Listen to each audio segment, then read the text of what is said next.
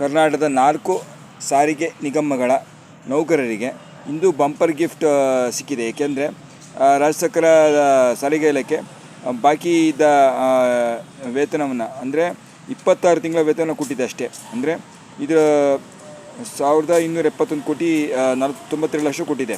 ಆದರೆ 821 ಕೋಟಿ 92 ಲಕ್ಷ ಕೋಟಿ ಬಾಕಿ ಇದೆ. ಇದನ್ನು ಕೊಡಿ ಅಂತೇಳಿ 4 ಸಾರಿಗೆ ನೌಕರು ಮತ್ತೆ ಪಟ್ಟು ಹಿಡಿದು ಪ್ರತಿಭಟನೆ ಮಾಡ್ತೀವಿ ಅಂತ ಧಮಕಿ ಹಾಕಿದ್ದಾರೆ. ಸರಿ, ಇದು ಒಪ್ಪಾಯ್ಕೆ ಎಲ್ಲ ಕೊಡಬೇಕು. ಆಯ್ಕೆ ಮೊದಲ ಹಂತವಾಗಿ 450 ಕೋಟಿ ಹಣವನ್ನು ಬಿಡುಗಡೆ ಮಾಡಿದೆ ಸಾರಿಗೆ ಇಲಾಖೆ. ಮುಂದೇನಾಗುತ್ತೋ ಗೊತ್ತಿಲ್ಲ. ಅಂದರೆ ಎಲ್ಲ ಬಿಡುಗಡೆ ಮಾಡೋದು ಸಾರಿಗೆ ನೌಕರು ಪಟ್ಟು ಹಿಡಿದು ಸರಿಯಾಗಿದೆ, ಕೊಡಲೇಬೇಕಲ್ವ ಯಾವತ್ತಿರು.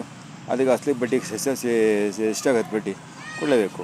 ಆಮೇಲೆ ಈಗ ಉಚಿತ ಸಾರಿಗೆ ಬಸ್ ಪ್ರಯಾಣ ಕೊಟ್ಟರೆ ಎಲ್ಲ ಮತ್ತೆ ಹೆಂಗೆ ಕೊಡ್ತೀವಿ ಸಂಬಳ, ಹಂಗಾಗಿದೆ.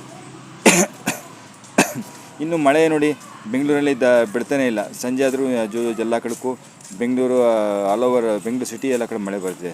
ಆದರೆ ಬೆಂಗಳೂರು ಮಳೆ ಬಂದರೆ ಹರ್ಕೊಂಡು ತಮಿಳುನಾಡಿಗೆ ಉಪಯೋಗ ಆಗುತ್ತೆ, ನಮ್ಮ ರಾಜ್ಯಕ್ಕೆ ಉಪಯೋಗ ಆಗಲ್ಲ. ಅದು ವಾಸ್ತವಿಕ ಸತ್ಯ. ಆದರೆ ಈ ಜಿಲ್ಲೆಗಳಲ್ಲಿ ಮಳೆ ಬರಬೇಕು. ಈಗ ಜಿಲ್ಲೆಗಳಲ್ಲಿ ಸ್ವಲ್ಪ ಬಿಸಿಲಿನ ಹಂಗಿದೆ, ಅಲ್ಲಲ್ಲಿ ಮಳೆ ಬರ್ತೀರ. ಎಲ್ಲ ಜಿಲ್ಲೆಯಿಂದ ಅಲ್ಲಲ್ಲಿ ಬರ್ತೀವಿ, ಎಲ್ಲ ಸ್ವಲ್ಪ ಬರ್ತೀರ. ಆದರೆ ಮಲೆನಾಡು ಕರಾವಳಿಯಲ್ಲಿ ಬಂದಿರ್ಬೋದು, ಮಧ್ಯ ಸ್ವಲ್ಪ ಅಲ್ಲಲ್ಲಿ ಬಂದಿರ್ಬೋದು. ಆದರೆ ಬಿಸಿಲು ಇನ್ನೂ ಜೋರಾಗಿದೆ. ಅಲ್ಲ, ಬೇರೆ ರಾಜ್ಯಗಳು ಹೋಲಿಸ್ಕೊಂಡ್ರೆ ಉತ್ತರ ಭಾರತ ಬೇರೆ ರಾಜ್ಯಗಳು ಕರ್ನಾಟಕ ಪರವಾಗಿಲ್ಲ. ವಿಪರೀತ ಉಷ್ಣಾಂಶ ಇದೆ ಬೇರೆ ರಾಜ್ಯಗಳಲ್ಲಿ. ಭಾಳ ಕಷ್ಟ ಇದೆ. ಅಲ್ಲಿ ಕುಡಿಯೋ ನೀರಿಲ್ಲದೆ ಇಷ್ಟು ರೈತರು ಆಹಾರದನ್ನೇ ಬೆಳೆಯೋಕ್ಕೆ ಕಷ್ಟ ಇದೆ ಇಷ್ಟು. ಆಮೇಲೆ ಇಲ್ಲಿ ರಾಜಕೀಯದಲ್ಲಿ ಈಗ ಸಿ ಎಂ ಅಂದರು, ರಾಹುಲ್ ಗಾಂಧಿ ಹೇಳಿದರೆ ನಾನು ಸಿ ಎಂ ಸ್ಥಾನಕ್ಕೆ ರಾಜೀನಾಮೆ ಕೊಡ್ತೀನಿ ಅಂತ ಮಾತಲ್ಲಿ ಹೇಳಿದ್ದಾರೆ. ಆದರೆ ಈಗ ಬಹಿರಂಗ ಹೇಳಿದ್ರು, ಅದು ಪರೋಕ್ಷವಾಗಿ ಹೇಳಿಸಿದ್ದಾರೆ.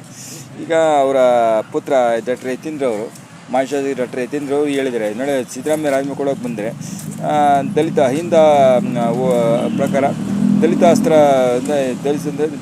ಸಿ ಎಂ ಆಗಬೇಕು, ದಲಿತ ಸಿ ಎಂ ಆಗಬೇಕು ಅಂತ ದಲಿತ ಸಿ ಎಂ ಆಗ್ತಾ ಇದ್ರು. ಆದರೆ ಇವರೇ ಅದಕ್ಕೆ ಅಡ್ಡಿಯಾಗಿ 2013ರಲ್ಲಿ ಪರಮೇಶ್ವರನ ಸಿ ಎಂ ಕಡ್ಡಿಯಾಗಿ ಅಧ್ಯಕ್ಷರಾಗಿ ಇವರು ಸಿ ಎಂ ಆದರು.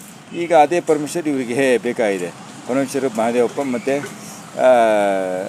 ಮಲ್ಲಿಕಾರ್ಜುನ ಖರ್ಗೆ 3 ಜನ ಯಾರಾದರೂ ಓಕೆ ಅಂತ ಹೇಳಿದರೆ ಹಿಂದ ಬಣ ಅಂದರೆ ಸಿದ್ದರಾಮ ಬಣ, ಡಿ ಕೆ ಶಿವಕುಮಾರ್ ಆಗಬಾರ್ದು ಅಂತ ಪಟ್ಟು ಹಿಡಿದರೆ. ಇನ್ನು ಎಂ ಬಿ ಪಾಟೀಲ್ ಅವರು ಲಿಂಗಾಯತರು ಆದರೆ ಏನು ಕಷ್ಟ ಇಲ್ಲ ಅಂತ ಹೇಳಿದ್ದಾರೆ.